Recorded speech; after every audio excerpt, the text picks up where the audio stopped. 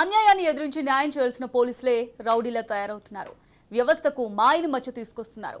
Law and order అంశంలో కీలక పాత్ర పోషించాల్సిన ఖాకీలు అన్యాయానికి సపోర్ట్ చేస్తూ ముందుంటున్నారు. సంచలనంగా మారిన ఫోన్ ట్యాపింగ్ వ్యవహారంలో రోజుకో కొత్త కోణం వెలుగులోకి వస్తోంది. దానికి ఉదాహరణే రాధాకిషన్ రావు. టాస్క్ ఫోర్స్ డీసీపీగా ఈయన చేసిన అక్రమాలన్నీ ఒక్క అరెస్ట్తో బయటకొస్తున్నాయి. బాధితులంతా వరుసబెట్టి పోలీస్ స్టేషన్ మెట్లెక్కుతున్నారు. సంచలనం రేపిన ఫోన్ ట్యాపింగ్ కేసులో అరెస్ట్ అయి జైలు పాలయ్యాడు రాధాకిషన్ రావు. ప్రణీత్ రావు ఇచ్చిన సమాచారాన్ని బట్టి రాధాకిషన్ రావును ప్రత్యేక బృందం అదుపులోకి తీసుకుంది.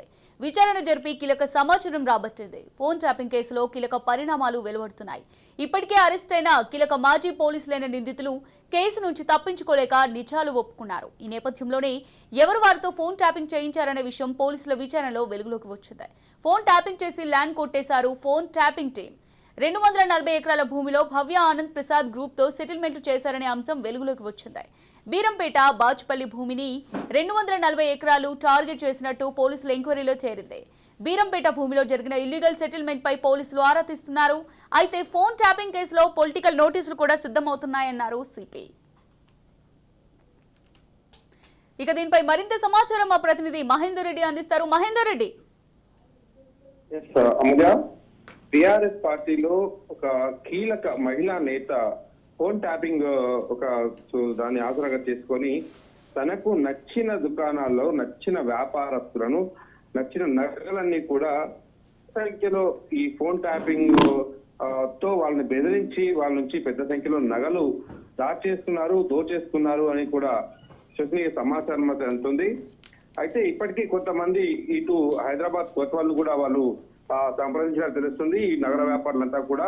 అయితే ఆ మహిళా నేత పోలీసులను ఏదైతే ఇప్పుడు ఫోన్ ట్యాపింగ్ లో ఉన్నవారు ఎవరైతే ఉన్నారో వీళ్ళందరూ కలిసి ఆ మహిళా నేతకు వ్యాపారస్తులు ముఖ్యంగా బంగారు అంటే ఒక్కొక్కరుగా ఇప్పుడు ఫోన్ ట్యాపింగ్ లో ఉన్న రావులకు బాసులు అయితే కొందరు ఉన్నారు.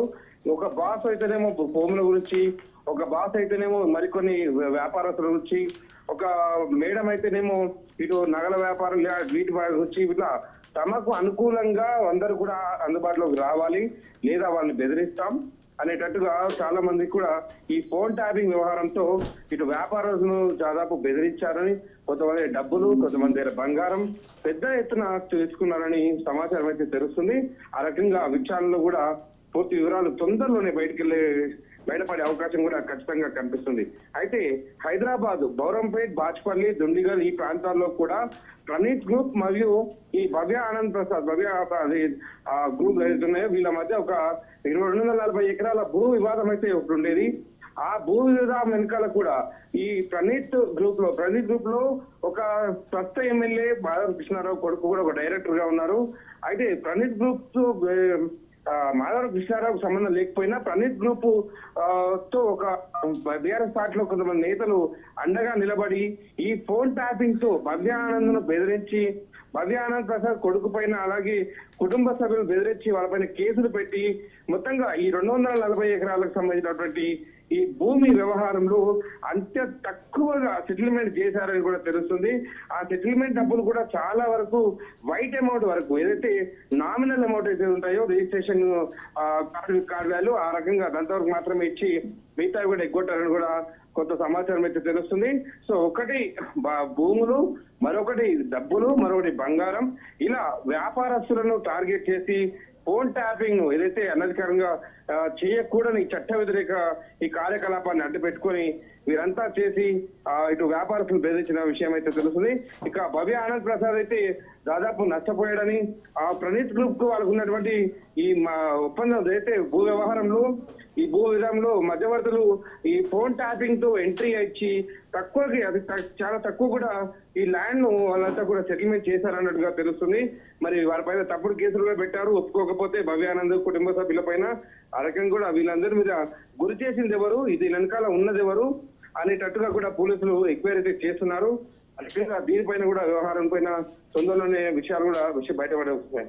ఇక ఫోన్ ట్యాపింగ్ లో ఇలాంటి సంచలన నిజాలు దాదాపు బయటపడుతూనే ఉన్నాయి.